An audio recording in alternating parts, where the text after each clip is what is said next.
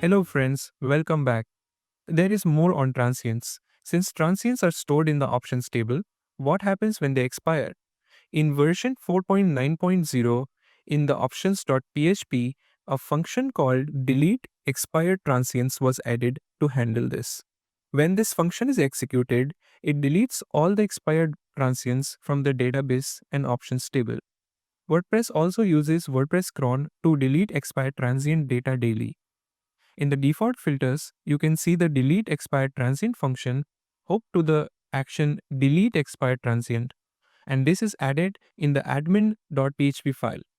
So when a user visits the WordPress admin, the cron event is scheduled daily.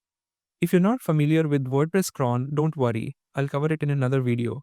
But essentially, WordPress schedules a daily event and then executes the daily expired transient function to delete the expired transients. This feature was introduced in WordPress version 4.9.0. That's all about the Transient API. If you'd like to learn more, you can visit the Common APIs handbook on developers.wordpress.org to explore more about the Transient API. You can also try it out in your local environment setup and see how the Transient API works. Thanks for watching and see you in the next one. Chai WordPress.